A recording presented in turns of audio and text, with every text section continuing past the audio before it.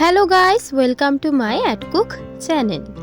আজকের রেসিপি লাল শাক আলু দিয়ে চিংড়ি মাছের একটা দুর্দান্ত সবজি, যা রুটি পরোটা বা গরম ভাতের সাথে শুধুই চেটেপুটে শেষ করে দেবেন। তা আজকের এই রেসিপিটাকে শুরু করে নেওয়া যাক।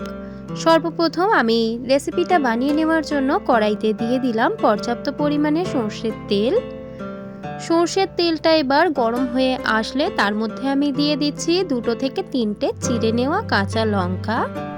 কাঁচা লঙ্কাগুলোকে এবার সুন্দরভাবে নাড়াচাড়া করে একটু ফোড়ন দিয়ে ফেলবো।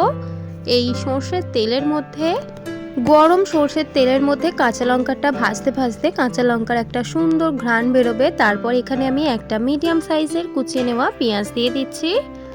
পেঁয়াজটা দিয়ে দেওয়ার পরে এবার সমস্ত পেঁয়াজ এবং কাঁচা লঙ্কাগুলোকে নাড়াচাড়া করে একটু 50% ভেজে নেব, লালচে ব্রাউন হয়ে আসা পর্যন্ত। সমস্ত পেঁয়াজ এবং লঙ্কাগুলোকে নাড়াচাড়া করতে করতে যখন হালকা একটু লালচে ব্রাউন কালার চলে আসবে পেঁয়াজ এবং লঙ্কার মধ্যে, তারপর দিয়ে দিচ্ছি হলুদ গুঁড়ো 1/2 চা চামচ পরিমাণে, ঝাল লঙ্কার গুঁড়ো 1/2 চা চামচ পরিমাণে, স্পাইসিটা আপনারা আপনাদের অনুযায়ী দেবেন, জিরে গুঁড়ো 1/2 চা চামচ পরিমাণে, আর এখানে আমি ধনে ব্যবহার করছি না, চাইলে আপনারা দিতে পারেন। আর স্বাদ পরিমাণে নুন দিয়ে দিচ্ছি। নুনটা অবশ্যই স্বাদ পরিমাণে দেবেন, না হলে কিন্তু পুরো তরকারির স্বাদটাই খারাপ হয়ে যাবে।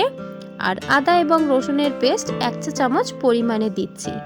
ব্যাস, এই সমস্ত ঘরোয়া মশলা দিয়ে আমি এবার ভালোভাবে পেঁয়াজের সঙ্গে কাইটাকে কষিয়ে নিচ্ছি তেল বেরিয়ে আসা পর্যন্ত। সুন্দরভাবে একটু কষে নিলেই কাঁচা আদা রসুনের যে গন্ধটা হয় সেটা আর কারির মধ্যে থাকে না, পেঁয়াজের মধ্যে। তাই সুন্দরভাবে একটু জল যদি ব্যবহার করতে দরকার লাগে, জল দিয়ে দিয়ে ভালোভাবে আবারও কষিয়ে নেব। দেখুন, পেঁয়াজের কারিটা সুন্দরভাবে নাড়াচাড়া করতে করতে সুন্দর তেল বেরিয়ে ভেসে উঠেছে। এই পর্যায়ে আমি একটাই বড় সাইজের আলুকে এভাবে করে মাছের সাইজের মতো কেটে নিয়েছি। এবার সমস্ত আলুটা আমি কড়াইয়ের মধ্যে সেই পেঁয়াজের কারির মধ্যে দিয়ে দিলাম।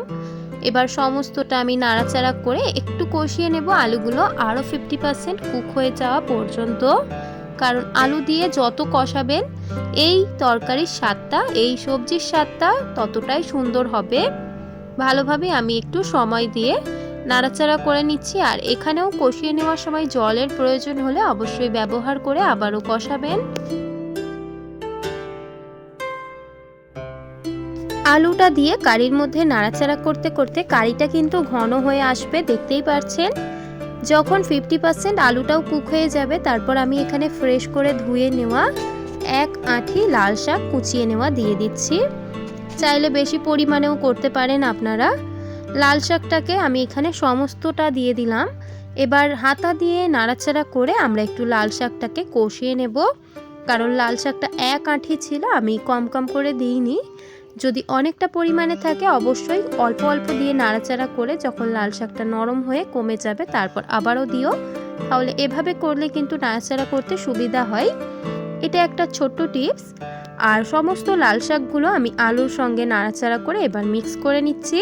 মিক্স করতে করতে দেখবেন সমস্ত লাল শাক থেকে কিন্তু জল বেরোবে, যেটা আমরা ধুয়ে নিয়েছিলাম সেই জলটা। আর শাক বা সবজির মধ্যে থেকে অবশ্যই জল বেরোয়, তার জন্য কোনো ভয় খাওয়ার টেনশন নেই। তাই এখানে নাড়াচাড়া করে অনবরত একটু কষিয়ে নেব, যাতে লাল শাকের মধ্যেও মশলাগুলো ভালোভাবে অ্যাবসর্ব হয়।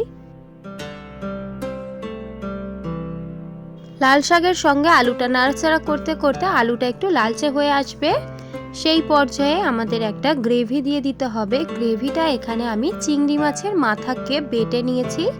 চিংড়ি মাছের মাথাতে যেহেতু কাঁটা থাকে, তাই এটা একটা ছাঁকুনির দ্বারাই ছেঁকে জলটা দেব।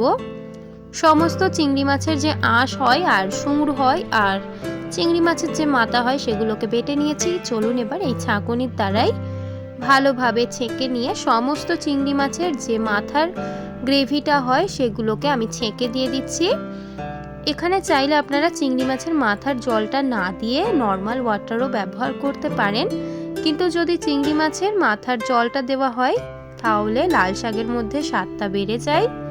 সুন্দরভাবে এভাবে করে একবার বাড়িতে বানাবেন, দেখবেন খেতে অপূর্ব লাগবে। সমস্ত জলটা ছেঁকে নেওয়া হয়ে গেলে এবার নাড়াচাড়া করে অ্যাডজাস্ট করে দেব ঢাকা দিয়ে ফুটিয়ে নেওয়ার জন্য। চিংড়ি মাছের মাথা বাটা যে কোনো যদি সবজিতে দেন তাহলে কিন্তু আধ ঢাকা করে দেবেন, না হলে কিন্তু কড়া থেকে উতলে পড়ে যাবে জলটা।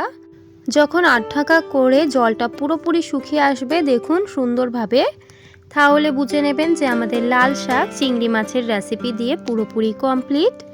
এটা এবার আপনারা গ্যাসটাকে অফ করে স্ট্যান্ডিং টাইমে রেখে তারপর সার্ভ করবেন।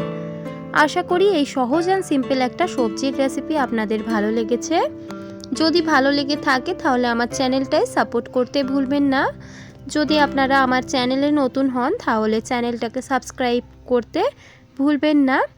আজকের এই রেসিপিটা আপনাদের সমস্ত পুরোটা ভিডিওটা দেখার জন্য আপনাদেরকে অনেক অনেক ধন্যবাদ জানাই।